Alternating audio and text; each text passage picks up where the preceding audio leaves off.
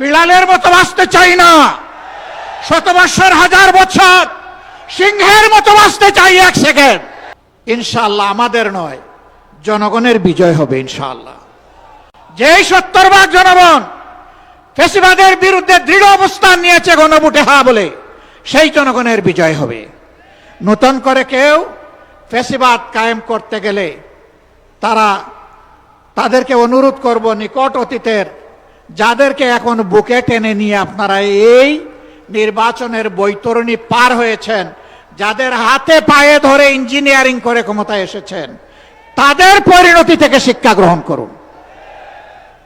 সম্মানিত ভাই ও বন্ধুগণ, তারা সংসদে দাঁড়াইলেই বলেন একটা সুষ্ঠু নির্বাচনের মধ্য দিয়ে গঠিত সরকার।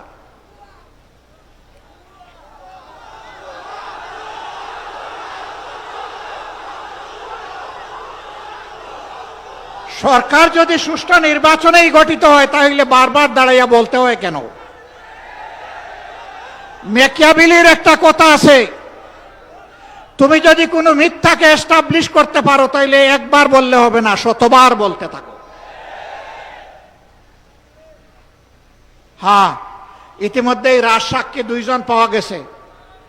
একজন সাবেক সরকার, এই ইন্টারিম গভর্নমেন্টের একজন উপদেষ্টা, তিনি বলেছেন আমরা ওদেরকে মেইন স্ট্রিম হতে দেইনি, ওরা পাওয়ার কথা ছিল 168, আমরা এদেরকে নামিয়ে এনেছি 68-তে। তাইলে তিনি স্বীকার করে নিয়েছেন যে একটা নিরপেক্ষ সরকারের অংশ হয়ে তিনি দেশবাসীর সাথে বিশ্বাসঘাতকতা করেছেন। তিনি বলেন নাই যে আমি নামিয়ে এনেছি, বলেছেন আমরা নামিয়ে এনেছি, বহু বচন। তাইলে বাকি বচনগুলা কারা? এদের চেহারাও জাতির সামনে আপনি একটু বলে দেন, একা এ দায় নিবেন কেন? আরেকজন সংসদের ভিতরে স্থানীয় সরকার পল্লী উন্নয়ন প্রতিমন্ত্রী, তিনি বলেছেন যুবকরা ছাত্ররা আন্দোলন করে ফ্যাসিবাদের পতন ঘটিয়েছে, আমরাও ছিলাম। তবে ডক্টর মোহাম্মদ ইউনূস ক্যাপ্টেইনের হাতে লন্ডনে গিয়ে পতাকা দিয়ে এসেছেন, ক্যাপ্টেইনের হাতে নাকি ট্রফি দিয়ে এসেছেন। ট্রফি যদি আগেই ক্যাপ্টেইনের হাতে চলে যায়, তাহলে এটা ছিল নির্বাচন নামের তামসা।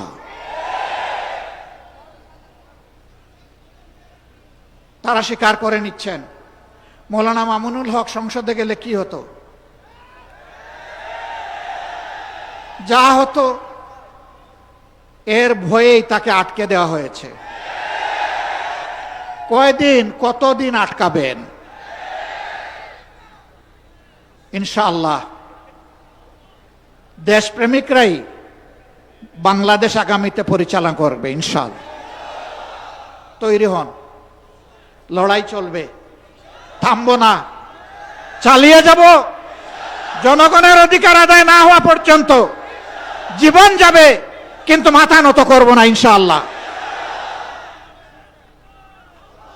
আজকের এই সমাবেশ থেকে আমরা আরেকবার প্রতিজ্ঞা নিলাম, ইনশাআল্লাহ জুলাইকে সম্মান করব, বুকে ধারণ করব, জুলাইয়ের সাথে বেঈমানি করব না।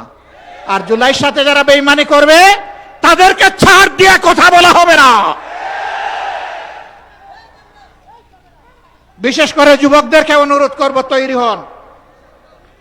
বলবেন আর কতবার জীবন দেব? দেশের জন্য যতবার প্রয়োজন আমিও তোমাদের কাতারে দাঁড়িয়ে বলছি, আমিও যুবক, জীবন দিতেই থাকবো ইনশাআল্লাহ। বিড়ালের মতো বাঁচতে চাই না, শত বৎসর হাজার বছর সিংহের মতো বাঁচতে চাই এক সেকেন্ড। এর মাঝে আর কোনো কম্প্রোমাইজ হবে না ইনশাআল্লাহ। আধিপত্যবাদের কোনো ষড়যন্ত্র বরদাস্ত করা হবে না, সব কিছুকে ছিন্ন ভিন্ন করে দেওয়া হবে ইনশাআল্লাহ।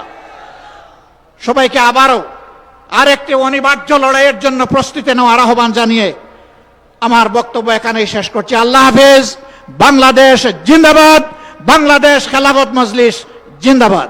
আসসালামু আলাইকুম ওয়া রাহমাতুল্লাহ।